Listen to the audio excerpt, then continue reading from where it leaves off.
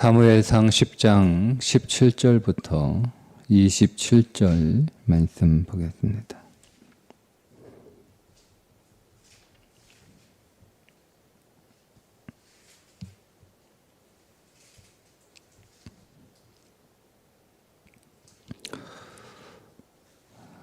사무엘이 백성을 미스바로 불러 여호와 앞에 모으고 이스라엘 자손에게 이르되 이스라엘 하나님 여호와께서 이같이 말씀하시기를 내가 이스라엘을 애굽에서 인도하여 내고 너희를 애굽인의 손과 너희를 압제하는 모든 나라의 손에서 건져내었느니라 하셨거늘 너희는 너희를 모든 재난과 고통 중에서 친히 구원하여 내신 너희의 하나님을 오늘 버리고 이르기를 우리 위에 왕을 세우라 하는도다. 그런즉 이제 너희의 지파대로 1000명씩 여호와 앞에 나아오라 하고 사무엘이 이에 이스라엘 모든 지파를 가까이 오게 하였더니 베냐민 지파가 뽑혔고 베냐민 지파를 그들의 가족별로 가까이 오게 하였더니 마드리의 가족이 뽑혔고 그 중에서 기스의 아들 사울이 뽑혔으나 그를 찾아도 찾지 못한지라. 그러므로 그들이 또 여호와께 묻되 그 사람이 여기 왔나이까?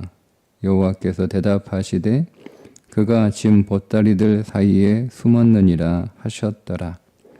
그들이 달려가서 거기서 그를 데려오매 그가 백성 중에 선이 다른 사람보다 어깨 위만큼 컸더라.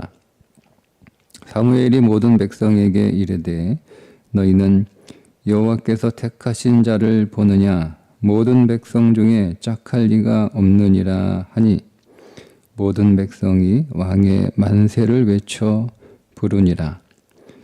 사무엘이 나라의 제도를 백성에게 말하고 책에 기록하여 여호와 앞에 두고 모든 백성을 각기 집으로 보내매 사울도 기브와 자기 집으로 갈 때에 마음이 하나님께 감동된 유력한 자들과 함께 갔느니라.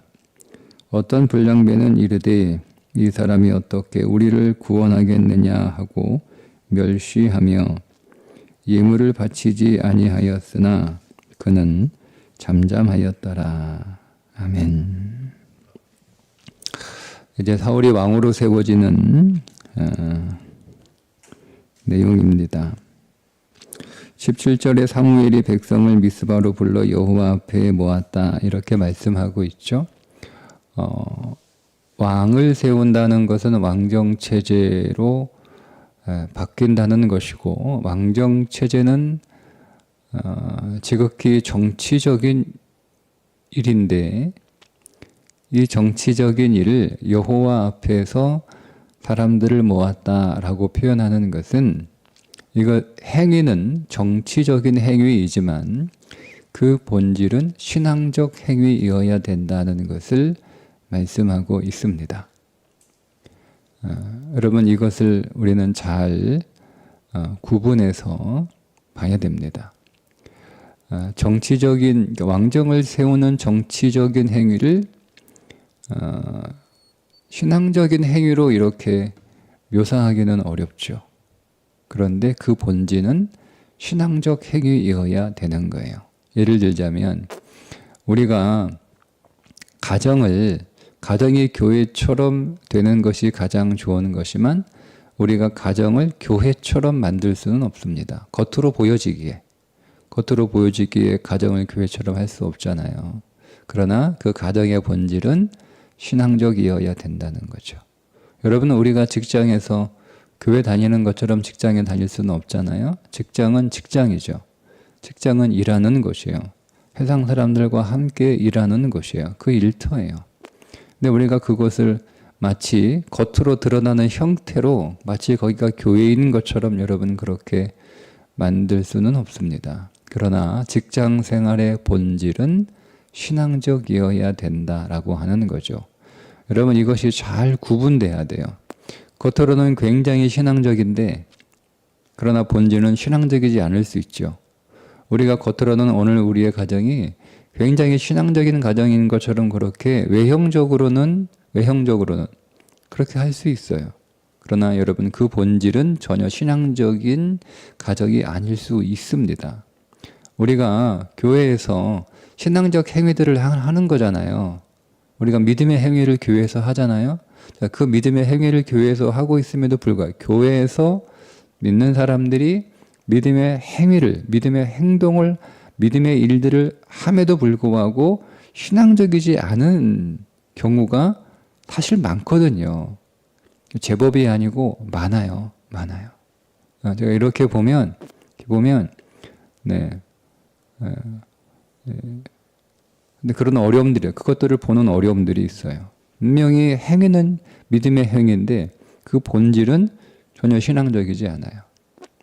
근데 우리의 삶은 행위는 무슨 우리의 가정을 여러분 어떻게 다 가정이 집에서 우리가 교회 다니는 것처럼 그렇게 행동할 수가 없어요. 그러나 가정에서의 그 본질은 신앙적이어야 되는 것. 직장에서 그 본질은 신앙적이어야 되는 것. 겉으로는 우리가 일반 사람들과 똑같이 직장 생활하고 우리가 겉으로는 다른 가족들과 똑같이 다른 집들과 똑같이 그렇게 가정에서 서로 행동하지만 그 본질은 신앙적이어야 된다라는 거죠. 오늘 그 말씀이에요. 오늘 우리의 삶은 모든 것이 다 하나님 앞에서 행해지는 일들로 알고 그게 하나님 앞에서 행해지는 일들도 알고 근데 여러분 우리가 사람 앞에서 행하는 것으로 그렇게 생각하고 그러니까 우리의 의식은 이게 보면 의식과 무의식이 좀 달라요. 의식은 내가 믿음으로 하는 행위고 하나님 앞에서 하는 행위고 내 신앙의 열심이고 헌신 이게 의식인데요. 무의식은 아니에요. 무의식은 신앙적으로 하는 게 아니에요. 그러니까 우리가 이걸 속는 거예요. 우리 자신이. 우리의 의식에 속는 거죠. 그러니까 우리가 우리의 무의식을 들여다봐야 되는 거예요. 내 무의식. 나도 모르게 나오는 것들.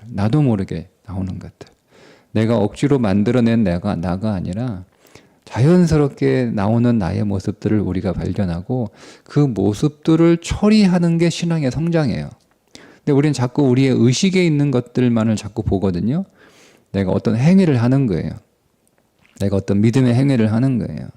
그것 가지고 오늘 우리의 믿음의 상태를 자꾸 보려고 하는데 아니요, 여러분. 그죠? 우리의 무의식에서 그 의식을 뚫고 나와 우리의 의식이 어떤 상태에서 삶을 살아가고 있는가를 여러분 볼 수 있어야 그게 성장하는 거예요. 그러니까 보세요. 교회 생활하는 그 겉으로 드러나는 어떤 사역들은 굉장히 잘 숙련되고 그 사역들은 굉장히 잘 이렇게 성숙해 가는데 그러나 그 사람은 여전히 그대로거든요. 몰라요. 자기는 몰라요. 옆에 있는 사람들은 알아요. 그러니까 힘든 거예요. 일하기가. 왜요? 숙련되어 가는 만큼 교만해지거든요. 숙련되어 가는 만큼. 근데 무의식은 성장하지 않아요. 그러니까 무의식에 다루어져야 되는데 그의 영이 다루어지지 않는 거죠. 그의 혼과 육신만 계속 다루어지는 거고 그의 영에 다루어지지 않으니까 그러니까 그의 영에 다루어지지 않고 육신과 혼만 잘 이렇게 숙련된 사람들이요. 교회에서 함께 일하기가 정말 힘들어요. 왜? 자기가 너무 강하거든요. 교회는 전체적인 조화를 생각해서 하나의 그림과 모양을 만들어 가야 되는데 그렇지 않은 거죠. 그래서 오늘 지극히 정치적인 일인데 하나님 앞에서 하는 믿음의 행위다라고 하는 것을 말씀하고 있습니다. 그러니까 오늘 우리가 읽었던 10장 17절부터 27절의 말씀이 계속 그거를 말씀하고 있어요. 자, 그래서 이제 제비 뽑기가 나오는 거죠. 제비 뽑기. 뽑힌 거잖아요. 뽑힌 거예요. 그러니까 우연히 뽑힌 게 아니고 이미 이것이 우연히 뽑힌 것이 아니라 이미 제비가 뽑히기 전에 하나님께서 사무엘을 통하여 사울을 지정하셨음을 밝히시고 그 사울을 통하여 사울이 왕이 될 사람이라고 하는 것을 가르쳐 주시고 그 사울에게 사무엘이 먼저 기름을 붓게 하셨잖아요. 그리고 뽑힌 거잖아요. 그러니까 이게 우연히 뽑힌 것이 아니다라는 것을 말씀해주고 있는 거죠. 그러니까 하나님의 주도 안에서 하나님의 주권 안에서 진행되고 있는 일들이다라고 하는 것이 제비뽑기가 상징하는 것입니다. 자, 그런데 그 사울이 기브와 즉 베냐민 지파 기브한 족속의 후손이라는 거죠. 여러분 베냐민 지파는 창세기의 베냐민 지파는요 굉장히 아름다운 지파였어요. 그런데 그렇게 아름다운 베냐민 지파가 사사기에 와서는 어떻죠? 굉장히 수치스러운 지파가 되었고 그 수치스러운 지파가 되는 데 있어서 기브아가 그 원인이 되었잖아요. 그러니까 굉장히 아름다운 지파였던 베냐민 지파가 굉장히 수치스러운 지파로 추락했는데 그 추락한 이 베냐민 지파에서 왕이 나오는 거예요. 네. 이게 하나님께서 부으시는 은혜라고 하는 거죠. 이렇게 되어 있습니다. 20절에 보면 베냐민 지파가 뽑혔고, 자 21절에 마드리의 가족이 뽑혔고, 그리고 사울이 뽑혔다 이렇게 말씀하고 있잖아요. 중간에 이 마드리가 단비라는 뜻이에요. 은혜. 그러니까 수치스러운 지파, 그래서 밑으로 완전히 떨어진 추락한 베냐민 지파에 하나님께서 은혜를 부어주셔서 그 은혜 안에서 그 지파에서 이스라엘의 첫 번째 왕이 나오게 하셨다는 거죠.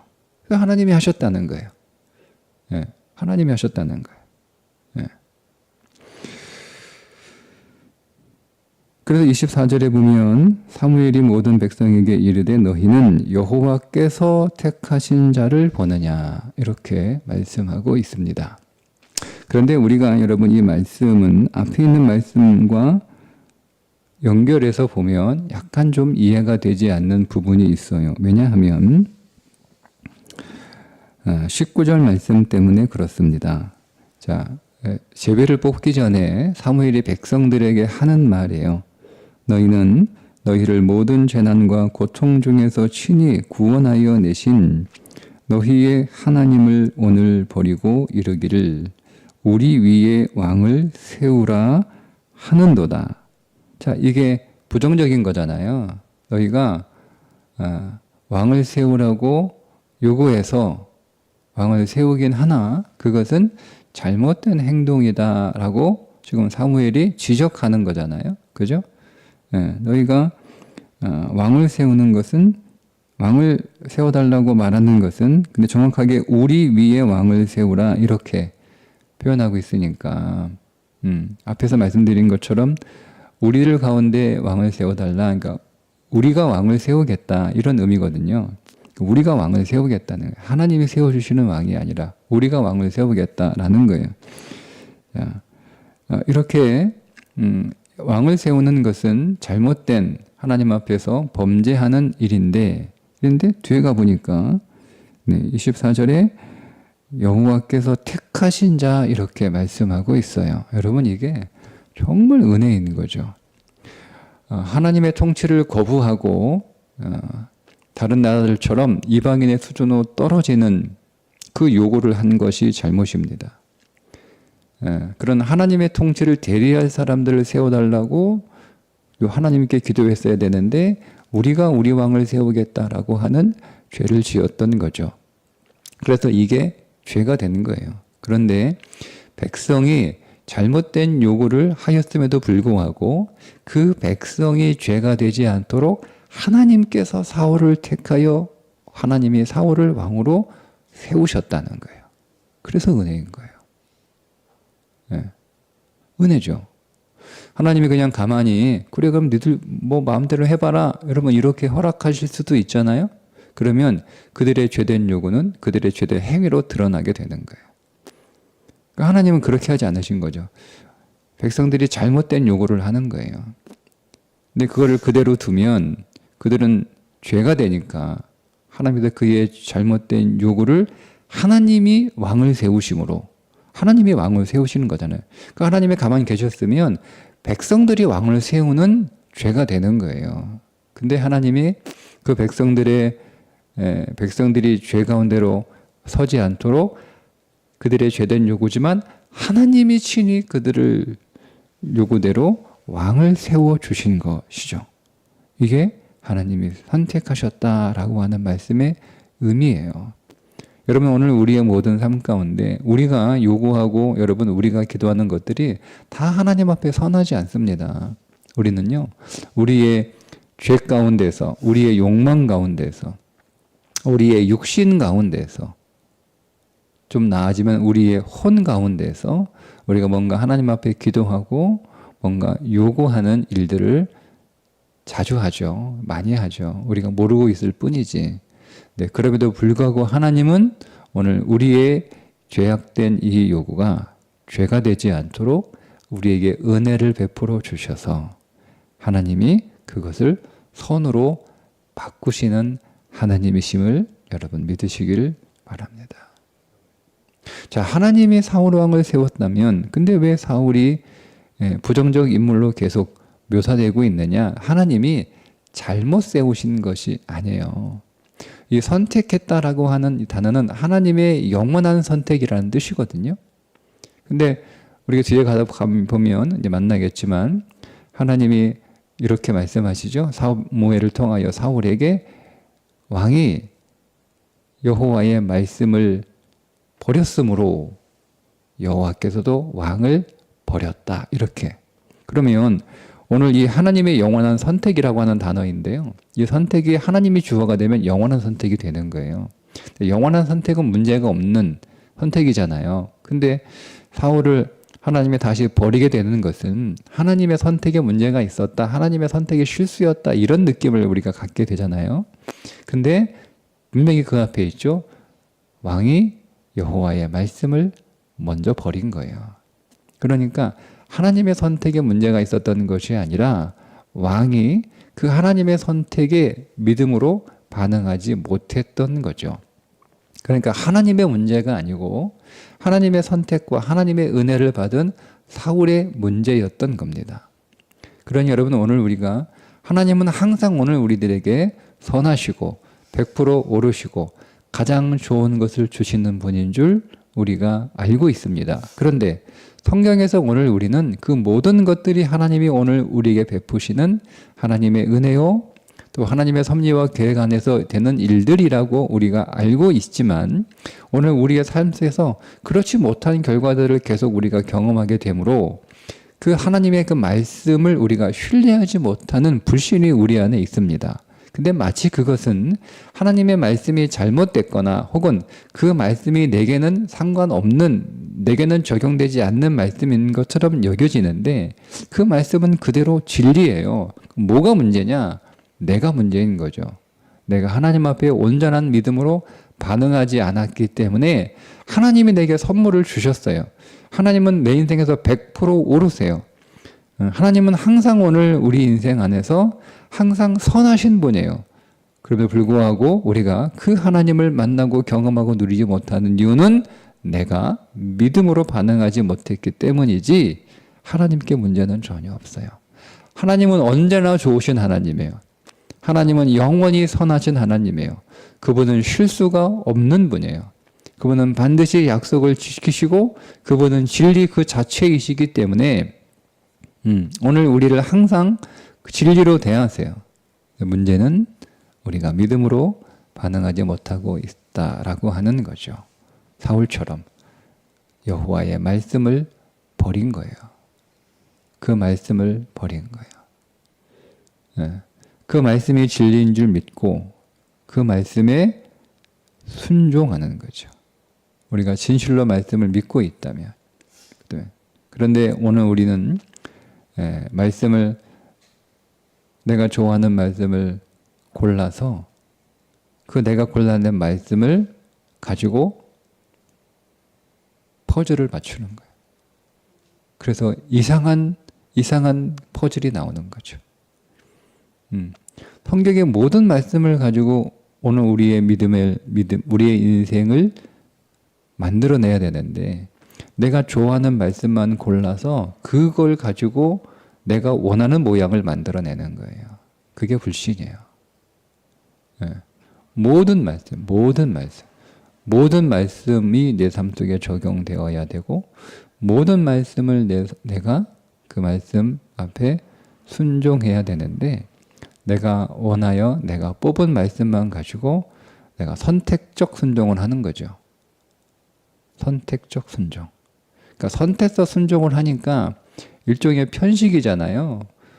어머니가 차려주신 상 위에 있는 음식들을 골고루 먹어야 우리의 몸이 건강하게 균형 잡혀서 이렇게 잘 성장하는데, 거기에 있는 그 음식들을 골고루 다 먹지 않고 내가 선택적으로만 먹어요. 그럼 그게 편식한다. 그 편식의 결과는 내 몸의 건강이 균형을 이루지 못하고, 어디는 과도하게 발달하는데 어디는 또 그와 또 반대로 아주 기능이 떨어지는 그런 거잖아요. 그죠? 그러니까 우리의 신앙도 그러는 거예요. 우리의 신앙이 선택적으로 하게 되면은요, 어떤 부분은 굉장히 잘해요. 어떤 부분은 굉장히 잘해요. 근데 그 부분은 사실 되게 종교적인 부분들은 굉장히 잘해요. 종교적인 부분, 뭐 예배드리고 기도하고 뭐 이런 종교적인 행위들은 굉장히 잘해요. 근데 이 선택적 그 말씀만을 이렇게 취해서 하는 이 편식하는 신앙은요, 다른 부분은 굉장히 약해요. 그 부분이 어떤 부분이에요? 그 부분이 관계라고 하는 부분이에요. 굉장히 약해요. 연합하고 관계하고 하나 되고, 그래서 우리는 다 색깔이 다르잖아요. 우리는 어떤 사람은 빨간색, 어떤 사람은 파란색이잖아요. 빨간색은 빨간색을 돋보이게 하고 싶은 욕망이 분명히 그 안에 있어요. 파란색은 파란색을 주장하고 싶은 욕망이 그 안에 있는 거예요. 그래서 내가 그림을 그린 중에 빨간색을 가진 사람은요, 빨간색이 두드러지게 나타나기를 빨간색만 막 치르려고 할 거 아니에요. 파란색은 그 반대겠죠? 파란색이 두드러지게 하고 싶을 거 아니에요. 그죠? 근데 여러분, 사역은 빨간색, 파란색이 합쳐서 보라색이 나오는 거예요. 내가 가지고 있는 색깔도 지우지 않으면서 그렇다고 내 색깔도 아닌 거예요. 이 부분이 약해요. 선택적 편식하는 신앙인의 특징이에요. 특징이에요. 그러니까 혼자 하는 건 잘해요. 혼자 하는 건. 근데 같이 하는 건 못해요. 그러면 여러분, 내 신앙이 편식하는 신앙이다라고 보시면 됩니다. 네. 그러니까 그게 우리 안에 믿음 없음인 거예요. 믿음 없음. 진짜 우리가 하나님 말씀을 신뢰한다면 그 말씀을 선택적으로 순종하지 않습니다. 모든 말씀에 순종합니다. 그러니까 우리가 선택적으로 말씀을 읽는 게 아니죠. 읽을 때부터 선택적으로 말씀을 읽어요. 그래서 내가 좋아하는 말씀은 천천히 주의 깊게 깊이 읽고, 내가 결국 마음에 가지 않는 말씀들은 빨리 겉핥기식으로 지나치면서 읽는 거예요. 내가 좋아하는 말씀은 더 많이 묵상하겠죠. 내가 좋아하지 않는 말씀은 묵상하지 않겠죠. 내가 좋아하는 말씀만 믿기 때문에 내가 좋아하는 말씀만 가지고 기도하겠죠. 내가 원하지 않는 말씀 가지고는 기도하지 않아요. 그건 결국 내가 좋아하는 말씀만을 선택해서 그 말씀을 적용하여 살아갈 뿐입니다. 그러니까 삶의 균형이 깨지는 거예요. 조화롭지 못한 거죠. 우리는 이 말씀 안에서 모든 하나님의 말씀이 선하고 100% 옳고 진리라는 것을 우리가 믿고, 사울이 하나님께서 택하신 왕이었음에도 불구하고, 그 하나님의 택하심에는 실수가 없음에도 불구하고 사울의 믿음으로 반응하지 못해요. 결국 하나님이 그렇게 하신 게 아니죠. 사울이 그렇게 자기 인생을 망가뜨린 것인 거예요. 얼마나 여러분 안타깝습니까? 얼마나 안타깝습니까? 하나님이 택하신 자예요. 하나님이 기름 부으셨어요. 그리고 하나님이 그의 일들을 자세하게 설명해 주셨어요. 그에게 새 마음도 주셨어요. 근데 그 새 마음이 그에게 고정된 성품이 되지 못했던 거죠. 그의 은혜가 그에게 고정된 믿음이 돼야 되는 거예요. 근데 그 한순간의 은혜, 한순간의 변화, 한순간의 새로워짐으로 끝났던 거죠. 그러니까 우리의 믿음은 오늘 이 사울을 교훈 삼아서 하나님 내게 주신 이 은혜가 믿음이 되게 해 주옵소서. 내게 주신 이 하나님의 긍휼이, 이 하나님의 자비로우심이, 내가 경험하게 된 이 놀라운 기쁨이 내 인생의 성품이 되게 해 주옵소서. 여러분, 그렇게 오늘 우리가 한 번으로 끝나는 믿음이 아니라, 한 번으로 끝나는 은혜가 아니라, 그 은혜가 내 안에서 이제 나의 성품이 되고, 나의 정체성이 되고, 그리고 나의 온전한 모습이 되는 믿음으로 믿음에 이르는 그런 은혜가 우리 가운데 더 있기를 주님의 이름으로 축복합니다. 기도하겠습니다. 하나님 아버지, 오늘도 하나님께서 세우시는 사울을 만납니다.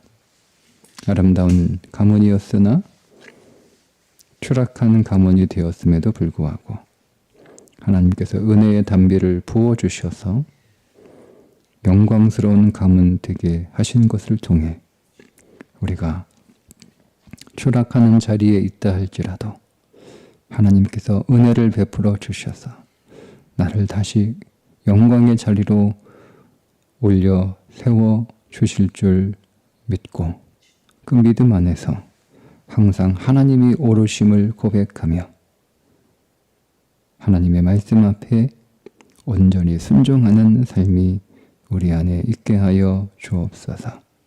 예수님의 이름으로 기도합니다. 아멘.